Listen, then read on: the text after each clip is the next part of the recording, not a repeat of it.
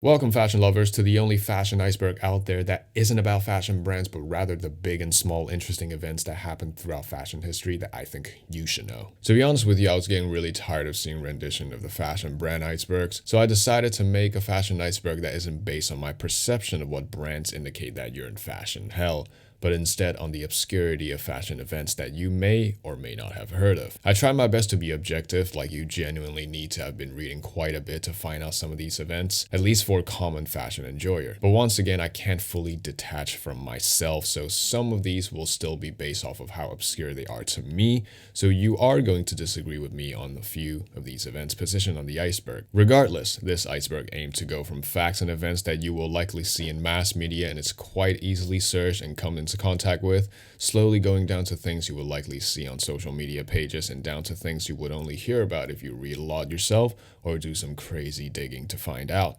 So without further ado, let's get started with the first level. Rick Owens punching model. Rick Owens punching model refers to the incident that happened during the spring-summer 2016 Rick Owens show when a rogue model basically hijacked the runway with this sign right here that says, "Please, Angela Merkel, not."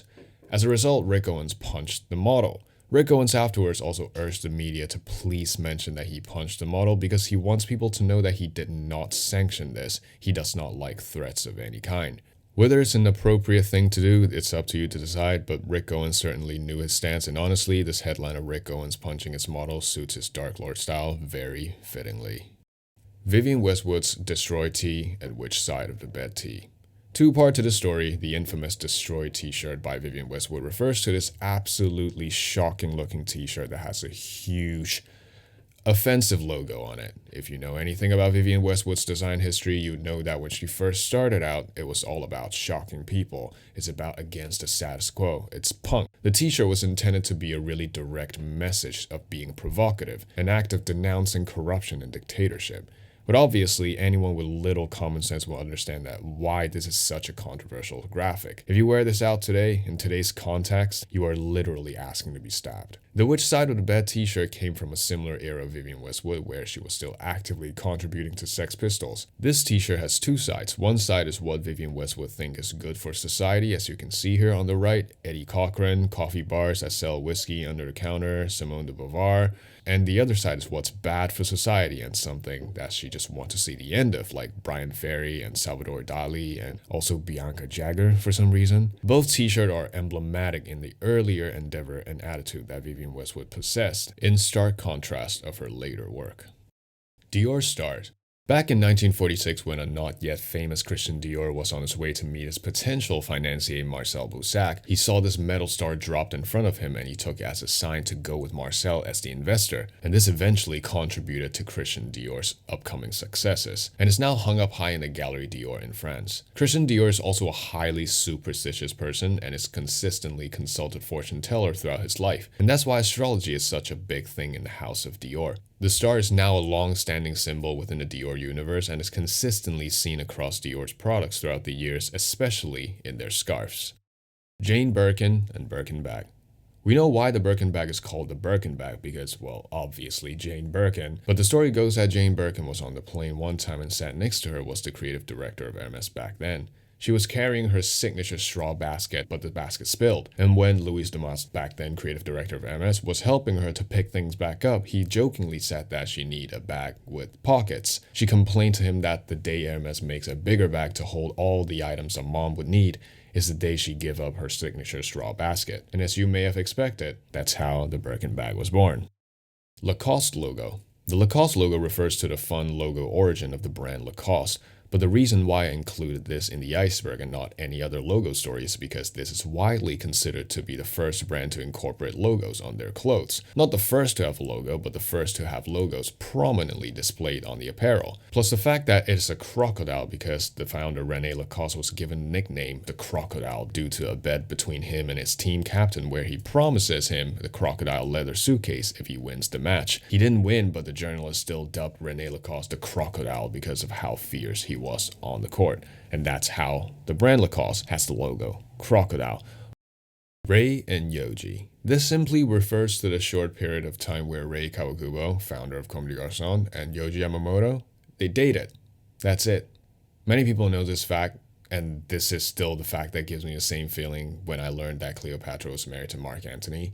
But yeah, fun little thing that a lot of people know. That's why it's the top of the iceberg.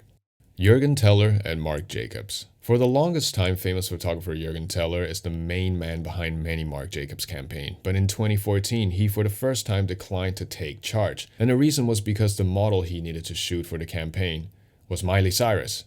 And just for a few months before this news broke, Miley Cyrus dropped the song Wrecking Ball, and her behavior back then, arguably, was a bit chaotic. I guess what I'm trying to say is, I understand Jürgen Teller, and this is a really funny incident.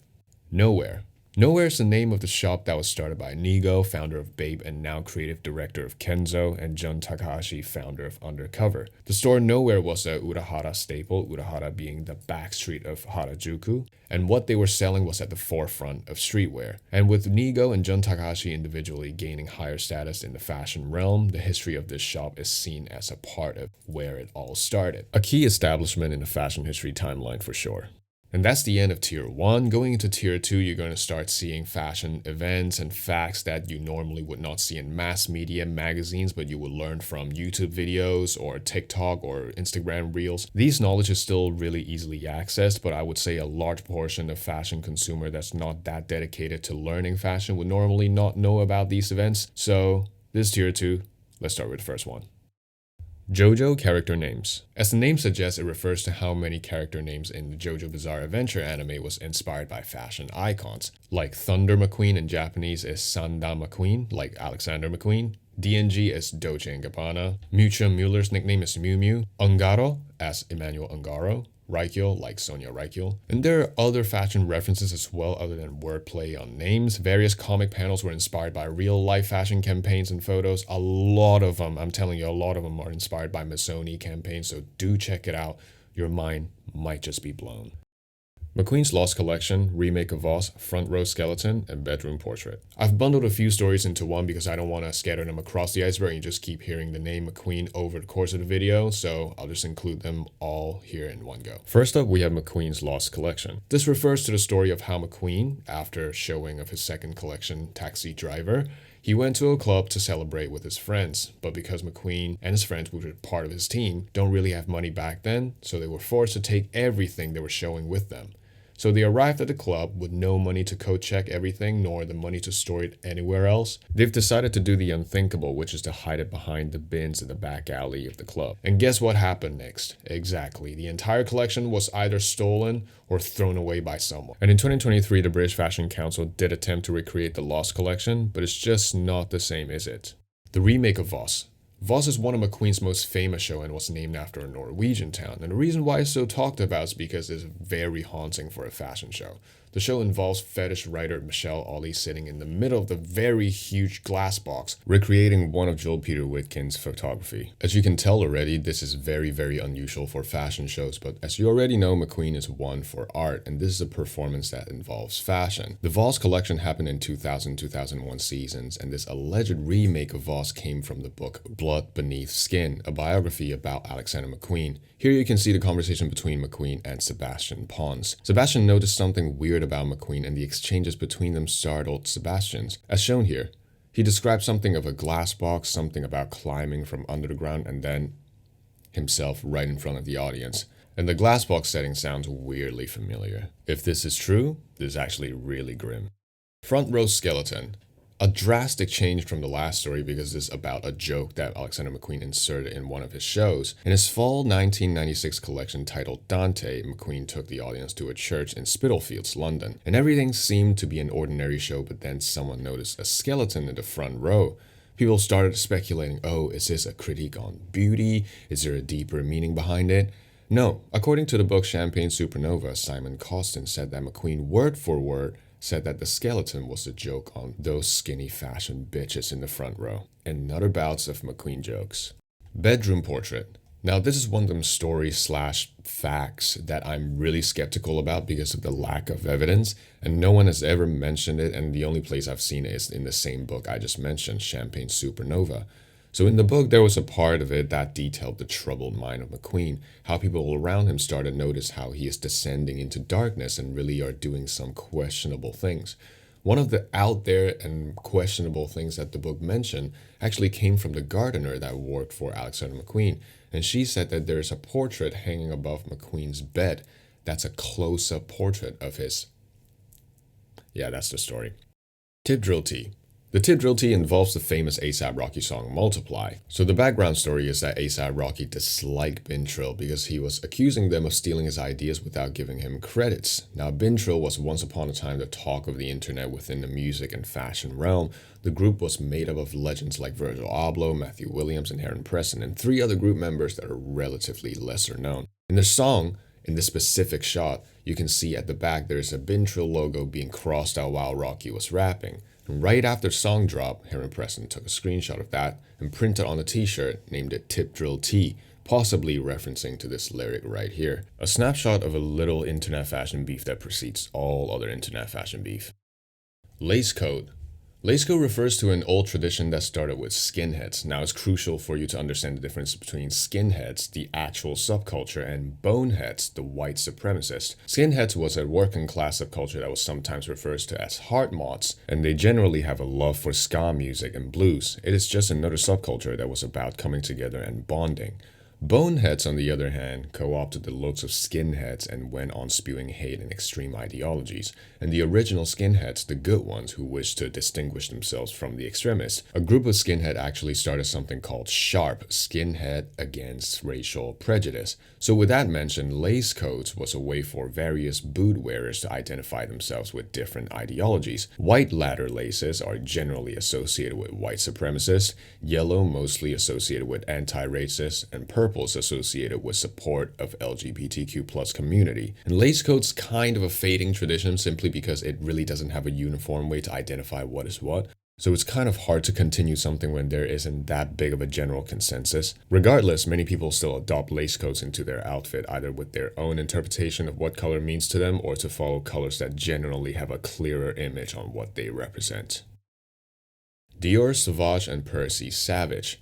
As we all know about the super famous Dior Sauvage perfume made famous by TikTok and also this really funny and weird Johnny Depp ad, almost a meme now. But the origin of the name is actually named after a legend called Percy Savage. There's another story regarding him further down the iceberg, so you will learn more about him later. So for now, all you need to know about him is that he basically is the godfather of fashion PR. Percy Savage and Christian Dior had a tight friendship, and the story was that Percy Savage was supposed to meet Christian Dior for a brainstorming session one day, but he was late, and when he finally arrived, Dior said, "Oh, Savage, always late." And a eureka moment hits, "Oh, sauvage," as in the French word "oh" and French word for savage, sauvage. "Oh, sauvage," that's it. So yeah, that's how the iconic Dior Sauvage was born. Really simple, really heartwarming actually, because it's birthed by the friendship between Percy Savage and Christian Dior. Marc Jacobs and Sonic Youth. Marc Jacobs being a New York City legend means that he's been through some of the most interesting things anyone can wish for. One of them is being in a Sonic Youth music video, specifically Sugar Cane. In the music video, you can see models walking in Marc Jacobs' showroom. You can see snapshot of Marc Jacobs, ponytail Marc Jacobs actually, and people just having fun in his showroom, you know, people mingling in the music video. It's really authentic, like, portrait of the friend group between, you know, that involves Marc Jacobs and Sonic Youth and also Sofia Coppola and also Chloe Sevigny. So yeah, just a nice little Easter egg that I want to show you. Not a lot of people from this generation actually know. So yeah, Marc Jacobs and Sonic Youth. 2047 1120 name origin. 2047 1120 is a relatively unknown brand to most, but I suppose this isn't the case anymore with the amount of fashion sweats on Instagram. If you ever come across any content that talks about Japanese fashion brands, you've definitely seen 2047 1120 included. That's why I put it in tier 2. And the reason why this brand was named 2047 1120 was because of the founder said that he had a dream. Verbatim, I'm going to quote him, this is what he said in an interview. "I had a dream that I would have as many people as possible on November 20th of 2047 gathered together to say cheers to life and the memories they made that would continue to eternally shine. I thought that there would be a world where diversity and individualism are advancing as fast as computers and mobile progress. I thought that individualism and expression would have become the mainstream of fashion, and when I thought of the brand name, I felt that the numbers of that year represented a future of diversity, individuality, and creativity. Crow Tribe. Really interesting name, another one that I think can be anywhere between tier 1 and tier 3 because I see it talked about a lot, but still I think it's relatively a known thing to most people that are into fashion. So Crow Tribe refers to a specific group of people in Japan that wears only all black as a way of fighting back the hyper feminine and the kawaii culture. And back around when Crow Tribe first started, around like late 70s I suppose, was also around the rise of Rei Kawakubo's Comme des Garçons and Yohji Yamamoto's all black ensemble internationally. So many people attribute this popularization of Crow Tribe to these two design legends, but I remember reading it somewhere that it started actually before Rei and Yohji gained any fame, but I unfortunately forgot where I read it, so just kind of ignore me or take it with a grain of salt. Regardless, Crow Tribe became a huge fashion phenomenon in Japan, and Rei and Yohji's clothes will eventually become Crow's go-to uniform because they provide the Crows with exactly what is needed. Nowadays, you'll still see people referring themselves as Crows, and this is where it all started. Coco Chanel was a Nazi informant. So this is considered a widely known fact, but it's actually pretty nuanced because some say that she's dead to right a Nazi, some say that she wasn't. There is a really good snapshot on both sides of the argument here on this article on the BBC, so I'm just going to read you the perspectives. On the side where people, including the author of the book Sleeping with Enemy, Coco Chanel's Secret War, Hall Vaughn, and Rhonda Gerlich mentioned in her own Chanel biography as well, that she was motivated by expedience, anti-Semitism, and self-interest, and Coco Chanel never acknowledged the implications of having tried to invoke the heinous Nazi Aryanization laws against her own business partner, and the co-founder of Chanel was P.A. Wertheimer, a French Jewish businessman. On the other hand, Justine Picardi said that it's really easy to conclude that she was a Nazi, but Justine argued that her strong connection with the United Kingdom and her strong belief in freedom would prevent her from embracing Nazism fully. It's a really complicated historical situation, but it's undoubtedly that she cooperated with the Nazi Party, namely the Operation Model Hut. And that's tier 2. Going into tier 3, you will find more fashion history and fashion facts that you would normally find in books and less on social media. So they're going to be more niche, but there's still a chance that a large group of people will know about them. First up on tier 3, we have Corinne Day, Kate Moss, and The Face. This triangle of Corinne Day, Kate Moss, and The Face is a really interesting one and also kind of iconic because Kate Moss was the first model to be on the cover of The Face twice besides Madonna back then, but also a little bit controversial. The story goes that when Corinne Day first started out as a photographer, she was only allowed low-tier models since she was new. Desperate to find girls to shoot, her eyes landed on an unconventional-looking girl called Kate Moss. Kate Moss was also a really green model. Her experience with modeling was nothing less than bad. So with a desperate photographer and a model with a not going so good career, they were theoretically a perfect match. And eventually Kate Moss became Corinne Day's muse. And because they were still nameless, all they can do is target smaller publications. And in the 80s, magazines like ID and The Face were on the coming up. Meanwhile, Corinne Day and Kate Moss were struggling to find their big break. The Face was having a crisis of their own too regarding ways they can stand out. So one day, Corinne Day met up with back then art director of The Face, Phil Bicker, and Corinne was showing pictures of Kate Moss to Phil. Phil saw the photos and recognized the background. It was Ickenham, where he grew up. This type of fashion photography that includes the reality of living in London and not the glammed up fiction resonated with Phil massively, and he gave Kate Moss a cover try. But for some reason, Phil didn't ask Corinne to shoot Kate Moss. He assigned Mark Levon instead. Mark isn't a bad photographer by any means, but he just didn't get Kate Moss and resulted in a really tragic cover shoot. Even Phil thought it was bad. So to make things right, Phil Bicker asked Corinne Day to shoot another cover featuring Kate Moss again, and this was how Kate Moss ended up twice on the cover of The Face as an unknown model. And the controversial part of the story was that Kate Moss was shooting the second cover. She was still underage, and they made her run naked on the beach and photographed her. And Kate Moss later on in her career also recalled this experience and said that this was really, really uncomfortable. Harlem Renaissance and zoot suits. To many people, especially black people living in the United States and people that grew up in Harlem, this isn't anything obscure. This was a well-told story and a must-know piece of cultural history. But to me, as someone that didn't grow up in the States, this was something fascinating to me, and that's why I put it in tier 3, as it's regarding more of fashion history. And I've combined two things together here because I think they're closely related. Harlem Renaissance refers to the period between 1920s and 30s where there was a cultural revival of African American culture where music and art was at the forefront of it. Zoot suits, on the other hand, was referring to the type of loose-fitting suits that many youth adopted, and it was a gesture of rebellion which was spearheaded by the simultaneous jazz revival as well. The most well-known event associated with zoot suits, however, is a zoot suit riot in 1943 when white American servicemen and civilians stripped and beat mostly Latino men for wearing the suits. Notice how I said Latino men instead of African American, because as zoot suits popularity developed over on the West Coast, Pachucos and Pachucas in Los Angeles, who are Mexican American, co-opted zoot suits with the same idea of rebellion in mind. The feeling around zoot suits back then was bad. The white Americans deemed it as a sign of danger and gang violence, and because the zoot suits was highly popular during the course of World War II, where the government implemented various laws around fabric rationing, and given the amount of fabrics it's needed to make zoot suits, because you can see that it's really oversized and it's like huge drapes, those who wear zoot suits were also deemed as unpatriotic. Honestly, if you dive into the history of zoot suits and the impact it had, you'd be spending days on. Sloane Rangers. Sloane Rangers refer to a really niche group of wealthy and affluent people that used to hang around Sloane Square in London. And the reason why this group gained popularity is because of what one would call a super Sloane, Princess Diana. Sloane Rangers were generally all aristocratic, and if you think of the Ralph Lauren aesthetic, that high society preppy look, Sloane Ranger is the exact target audience. There's even a book called The Official Sloane Ranger Handbook, mainly satirical, which consists of all the things that a real Sloane Ranger should do, schools they should go to, hobbies they should have, what to wear, what to say, anything you can think of. But there's also apparently archetypes of Sloane Rangers, and each archetypes they would dress different. As you can see here, Army Smarmy or City Swinger for boys, Range Roverette or Pearly Princess for girls. It's a really unlikely subculture, but I really wouldn't call it a subculture. It looks like it, but basically if you're not born into it, you would not be a part of it.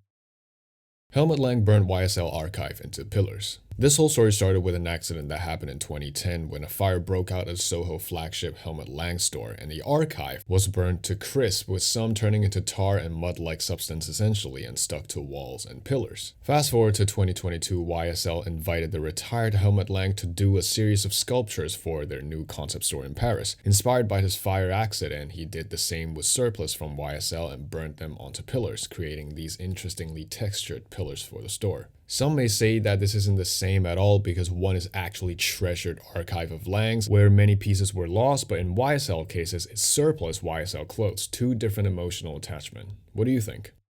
Battle of Versailles. This sounds like it came straight out of a movie, and it honestly is, so strap in. So back in 1973, the Palace of Versailles in France needed money to renovate. So Eleanor Lambert, a publicist but more known for her creation of the New York Fashion Week, teamed up with the palace's curator to make a fundraising show. And this fundraising show took the form out of a battle between French designers versus American designers. It was a 5 versus 5, and each will show their collection one by one. The reason why she wanted to make this happen was because up until 1973, French designers were really the only one that mattered on the international stage. Eleanor Lambert wanted to show the world that the United States is also filled with promising design talents. So on the French side, we have Yves Saint Laurent, Hubert de Givenchy, Pierre Cardin, Emmanuel Ungaro, and Mark Bowen, who was the creative director at Christian Dior at the time. On the US roster, we have Oscar de la Renta, Bill Blass, Anne Klein, Halston, and Stephen Burrows. This event was really important for two main reasons. Number one, it gave American designers a world stage to show people that they're not just copy machines. And number two, for the show, the US design team decided to incorporate heavy black model representations, which include names like Pat Cleveland, Billy Blair, Bethan Hardison, and many more. It was the first time the world has seen so many black models all at once on a stage. And it was because of this event, the amount of black models being invited to French shows skyrocketed. There's a really good documentary on this event, I think two actually. One's called Versailles 73, one's called Battle of Versailles. So do check them out because there's a lot of drama involved, a lot of tiny details that's really interesting, and this is a really historical event. So I highly, highly recommend you guys check it out. The Lowlives. The Lowlives refers to a boosting crew out of Brooklyn back in the 80s, and their focus is stealing Ralph Lauren. Yes, a fashion gang that steals polos. That's how they got the name. Polo, the low lives, and they allegedly have stolen over $1 million worth of clothes. And the most interesting part of this crew is that it shows the epitome of how clothes can change one's status. Wearing the latest Ralph Lauren, the coolest, flyest fit, and then they're not getting robbed in the neighborhood back then in Brooklyn. That was everything. They were treated like celebrities. The history of the crew itself is really interesting. There's even a book called Bury Me with a Low On. It's really sought after. I try to get it, but it's really expensive. So everything they've done was obviously criminal behavior. I do not condone it, but it was really interesting bit of anthropology that involves fashion, and their stories shows just how interesting our interaction with fashion is sometimes. Granny Takes a Trip. Granny Takes a Trip refers to this cult boutique in 60s London where they were treated essentially as the Dover Street Market equivalent.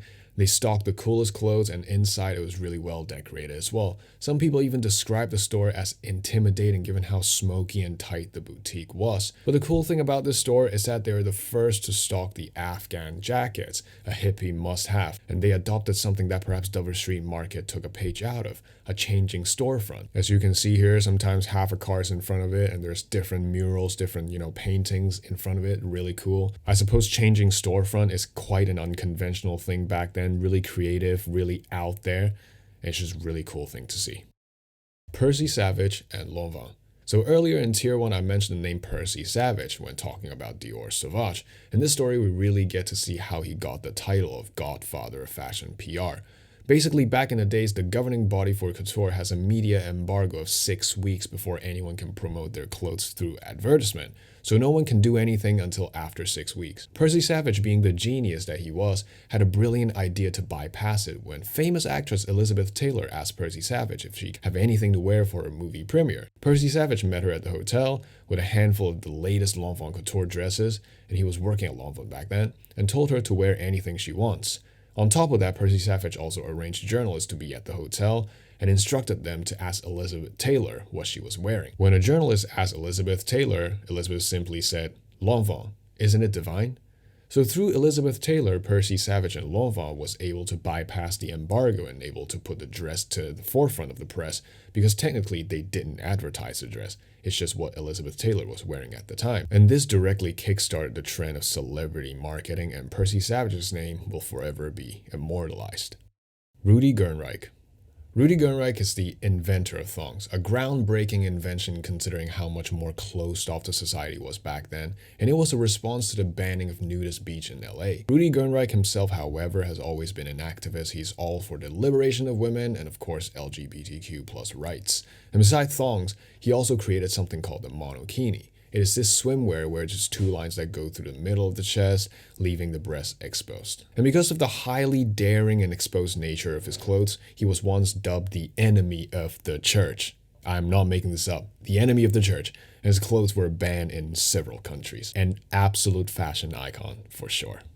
That's Tier 3, and moving into Tier 4, now we will touch on things that normal fashion consumer, fashion lover simply would not care, because this requires you to actively go search for something. Not as obscure as Tier 5 yet, but Tier 4, yeah, I would class this as you need to actively dig it up, go look for it, want to learn more about fashion in order to know some of these. So let's start with the first one, Andre Leon Talley W Incident. For fall 1978, Givenchy made a statement with his collection. He showed his couture creations with all black models. Groundbreaking, everyone loved it, including the famous Andre Leon Talley, a famous journalist.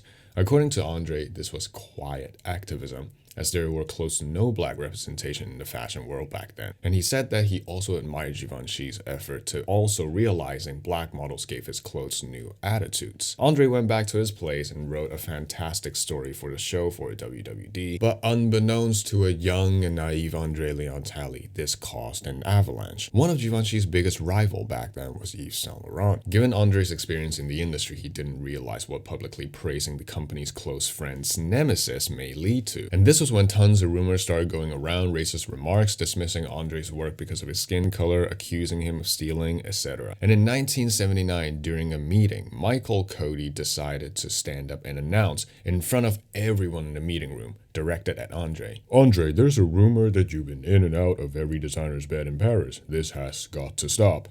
Out of pure disgust and self-respect, Andre decided to resign, and to that resign letter, John Fairchild, founder of WWD, recalled this. Obviously untrue once again, Andre felt like this is the end of his fashion career. A while later, Oscar de la Renta told Andre what he discovered behind this Cody shenanigan in the meeting room.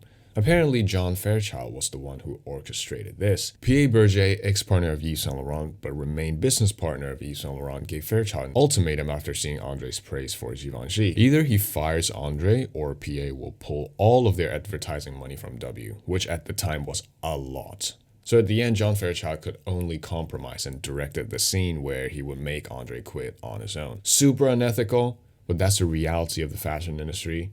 And I expected that this was not the only time that something like this happened in the fashion industry. But Andre Leontelli did detail the story in his autobiography. Really interesting book, so do go read it. I keep asking you guys to go read it or watch something, but yeah, trust me, just go read the things I tell you to. The first Comme des Garçons perfume. One of my favorite stories to tell, one of my favorite stories about Rei Kawakubo, one of my favorite advertisement of all time, and it all revolves around catheter bags. Yes, pee bags. Remember, one of her main aim back then is to alter people's perception of art, fashion, and what's luxurious. But most importantly, the relationship between these three. So it's 1994 and it's actually Rei Kawakubo's first ever perfume called Comme des Garçons. So for the launch, she decided to go to one of the most storied and prestigious hotel in the dead center of fashion commerce, the Ritz in Paris, and place bags of perfume filled in catheter bags around the pool. People were obviously confused when they first saw it because they were like, what is going on here? Why are there catheter bags all around the pool? But that just once again goes to show how Rei Kawakubo thinks, her creativity, how out there she was, and how different she was back then, and why she's one of the greats. Space Baby. This story is not about a baby in space, but rather a really unique pair of Doc Martens. It's a kind of short story. But basically back in the 80s, the period where Doc Martens started to rise to its cult status, there was a designer in London called Wayne Hemingway, and Wayne Hemingway has a clothing label called Red or Dead, and was originally a stall in Camden Market where he would design custom Doc Martens. And with his Red or Dead label, he created a really cool looking pair of Doc Martens, seen right here, called the Space Baby. You can see it is a see-through pair of Doc Martens with plastic. This then became a really sought-after collectible, and no matter how many pair of custom Doc Martens I've ever seen, Space Baby will forever be the coolest. Harris Tweed Act. The Harris Tweed Act is a very interesting one because hell yes, Vivienne Westwood, do your thing. So back in the 90s, Vivienne Westwood went through a huge transition going from punk and screw the government and the status quo to really loving the regal side of British history, at least fashion history. It was a bit of a contradiction, but that's what happened. And after her contract with Armani in Italy, she went back to England with a newfound obsession. Harris Tweed. Now, Harris Tweed has been a British icon, one of their textile icons in the land. And Vivienne Westwood took a real liking of it and decided to make a whole collection out of it. And you know the Vivienne Westwood orb, yeah, the logo? That came from this collection, and this is also where the problem lies. Harris Tweed has always used the royal orb as the logo, from the start of the brand till now, and during the show, Vivienne Westwood decided to co-opt the logo and added a Saturn ring around it, turning it into a now iconic logo. Harris Tweed was mad, and back then the CEO of Harris Tweed wanted to take legal action against Vivienne Westwood, but was advised against it because there's enough points of differences for people to know that one is Vivienne Westwood and one is Harris Tweed. And as a solution, CEO of Harris Tweed reached out to Vivienne Westwood, and they reached an agreement where Vivienne Westwood will only use her logo on non-Harris Tweed products. And the Harris Tweed Act was passed due to this incident afterwards, where it made provision for the establishment of a Harris Tweed authority to promote and maintain the authenticity, standard, and reputation of Harris Tweed. So basically, Vivienne Westwood bent the law, created a new law, all because of what she wanted to do. But some may say that she basically just stole the logo, like this is not some noble act, not some punk act that, people should praise her for. Hey, I'm not the one to judge, I'm only here to tell story, and this is a really interesting story to tell.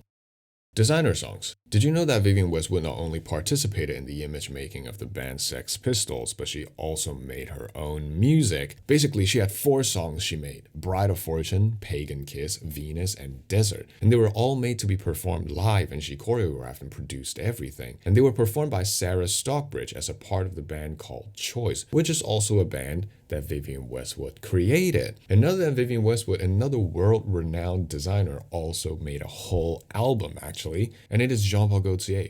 He has an album called How to Do That, which included 12 songs, as shown here. The relationship between fashion and music is inseparable, as you may have known already, and I'm sure there are more songs created by more designers to uncover. Nan Kempner 3 Articles Rule. The 3 Articles Rule is a pretty interesting rule because it is a very messed up way to control the society, really dystopic. 3 Article Rule refers to a law in the United States in the 50s to 70s that you can get arrested if you're not wearing at least 3 pieces of clothing associated with your sex at birth. This is, as you can tell, a really homophobic and transphobic rule that prevented people from dressing the way they want. If you're a lesbian and you wanted to wear suits or anything that isn't deemed as quote-unquote girly, you might be at risk of being arrested back then. And the story of Nan Kempner is vaguely related to this because it shows how the society was still reacting to women wearing suits, even when Coco Chanel literally introduced dress pants as women's wear many, many years ago. So the story goes that back then when Yves Saint Laurent put out this really cool looking suit called Le Smoking, as you probably have seen this picture, done by Helmut Newton. So famous socialite Nan Kempner was wearing this latest YSL Le Smoking suit. She wore the suit and went to a really high-class fancy restaurant in New York City, but the restaurant turned it away for inappropriate dressing. And to fight back in a cool way, she then took the trousers off, wore the blazer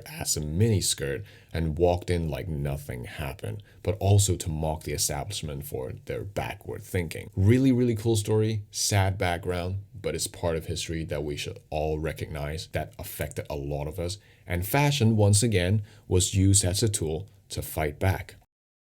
Tommy Hilfiger was a racist. This story refers to the infamous rumor that involves Tommy Hilfiger on Oprah's show spewing racist comments, saying how if he knew that basically people that are not white are going to buy his clothes, he would not have made them so nice. This was all detailed in an anonymous email sent out to many people, as you can see here. And you can imagine this spread like wildfire, and many started saying how they're gonna cut up Tommy Hilfiger's clothes, they will now boycott the brand, spewing hate back towards Tommy Hilfiger. But the thing is, this was all a rumor. Oprah Winfrey even came out and said that he was never on the show. So there really wasn't any knowledge on who sent the email or why they sent the email. Moreover, this wasn't the only racist rumor that was spread about Tommy Hilfiger. Another incident happened when he was on Elsa Clinch's show with Ralph Lauren. And when Elsa congratulated on both their success in Asia, Ralph thanked Elsa, but Tommy allegedly said that he would prefer Asian people not wear his clothes because it doesn't look good on them. On both accounts, it was baseless. These rumors just got out of hand, and regardless of multiple attempts to publicly dispute them, there's still people nowadays think that Tommy Hilfiger actually is a racist. So yeah, if next time someone tell you, oh, Tommy Hilfiger is a racist because he said, just know that is a rumor. It's a rumor. Burberry cap ban. The Burberry cap ban refers to the event where 2 pubs in London called Parity and Varsity, they banned Burberry caps and other football hooligan associated brands like Stone Islands and Aqua Scutum. Caroline Notter, spokeswoman for Barracuda, the company which owns the pubs, said that this is not necessarily aimed at football violence, but is targeting a certain gang of young lads who have been causing concern. But if it works to exclude that football element, then so much the better. But there's also a really interesting rumor that went on about Burberry cap, as people started to say that Burberry discontinued the production of Burberry caps because of football hooliganism. Burberry never made a direct statement about the discontinuation of the famous Burberry cap. They just simply said that it has evolved into different forms. For the longest time, I thought Burberry actually discontinued the Burberry caps because of football hooligans. I thought football hooligans had the ability to change the course of fashion history. But in reality, it's just another fashion rumor. And welcome to the last tier on this iceberg. I class this tier as it borderline isn't really about fashion anymore. It's more about art or things that is, just have fashion as an element, but not really about clothes or style or stuff like that. So enjoy. I hope this is obscure enough to scratch that itch in your brain finally. Oh my God, I hope it happens for you. Truly wrecked human skin ring. One of the first shocking thing that I learned in fashion. The truly wrecked human ring, also named Forget Me Not, refers to this ring truly wrecked the designer, the artist, made that involves a part of his skin, actual skin, that he went through an operation to obtain. It's all documented in a YouTube video, so If you want to see the bloody uncensored process of it, go ahead, it's right here. The skin was then scraped off to get rid of the fat and the unwanted tissue and just to create the skin itself, and it was then wrapped in a 24 karat gold band. Shirley Rekt is an artist that used to work for Alexander McQueen. He's a design consultant for labels in Iceland and Australia. He also does fabric research and development for various fabric companies. But if you go onto his website and this virtual shoe museum website / Shirley Rekt, you'd see that he has a lot of individual fashion projects that's highly interesting, like the stone blind glasses or the jester crown or this pair of boots called the messenger's veins. The vibes are always industrialist and a bit post-apocalyptic, but the forget-me-not ring is by far the most outrageous and mind-boggling to me. Yoko Ono cut piece. This is a performance piece from Yoko Ono, which Yoko Ono was kneeling on stage. Beside her, a pair of scissors, and the audience is welcome to come on stage to use the pair of scissors to cut a piece of her dress out. It was a conceptual piece called Cut Piece and is kind of playing on the ritualistic idea of unmasking the creator, vulnerability, and interacting with art, and criticism against artists who is always in charge of what to give. It is the idea that the audience choose what to take instead of what the artist choose to give in this situation. Yoko Ono also mentioned how there's also a massive amount of trust between her and the audience because there's always a risk that someone deranged can come up and harm her with a pair of scissors. And a crucial element to this performance is that the dress Yoko Ono was wearing, according to her, was the most expensive item in her closet because that was her contribution to the act. And it was a dress from the It boutique back then in London called Biba. Years later, cellist Charlotte Moorman also performed this piece but hundreds of times, and she collected all the scraps during all these performances and made a gift to Yoko Ono. It was pretty cool, pretty interesting. Art involves fashion, hell yeah. The disappearance of Vittorio Missoni. This isn't fashion related per se, but it involves one Vittorio Missoni and the famous Italian fashion house Missoni. Vittorio was the one in control of the business sides of the brand, and he was widely credited with the brand's global expansion and success. His disappearance happened in January 4th of 2013 when him and his wife and two of their friends was on their way from Los Roques to Caracas of Venezuela. After the disappearance news hit, Vittorio's son says that plane crashing is the least plausible reason and he was likely kidnapped. The search took a long while, and on October 17, 2013, Vittorio's body along with his wife's, two friends of theirs, and the co-pilot's body was found, but the pilot's body was never found. Elvis laser suit. The Elvis laser suit story is one of the stories that leave you wondering what could have happened, what could have been if the course of the events changed. Back then when Elvis was having his Vegas residence, it was imminent that he was going to tour Europe for the first time, which to a lot of people was really shocking considering the amount of fame he had. Touring outside of the US seemed like a pretty logical move. It should have happened earlier. But Elvis was held back by one thing, as we all know from the movie played by Austin Butler. His very controlling manager, Colonel Tom Parker, did not have a passport. However, it came to a point where Elvis had enough. According to Bill Ballou, Elvis' costume designer, and a very, very important character in this story, Elvis told Colonel that if he can't get a passport, then he will be going to Europe on his own. Elvis was determined. He talked to Bill. Quoting Bill Ballou, Elvis told him that he was going to lose the weight, he was going to get back down to where he was, and they are going to talk about Europe. Bill Ballou then get to working on a costume where he wanted a laser to shoot out of it. So he designed an outfit that's filled with diamonds. However, while he was experimenting with the fit, he even had a mock-up. Elvis' untimely death happened. And this is what happened next. I'm gonna once again quote him, because I'm not quite sure how the details go. He said, "I had a friend that worked for me, and a year later, Michael Jackson was wearing a laser jacket." I'm not sure if it was the matter of Elvis' untimely passing that the idea went to Michael Jackson, or was the idea stolen by Bill Ballou's friend, and then he secretly used it on Michael Jackson a year later. The timing on this was a bit convoluted because in this video right here, you can go watch it yourself. He didn't really mention anything, so I'm not too sure. But once again, imagine Elvis would have gone to Europe, and imagine he would have worn that laser suit.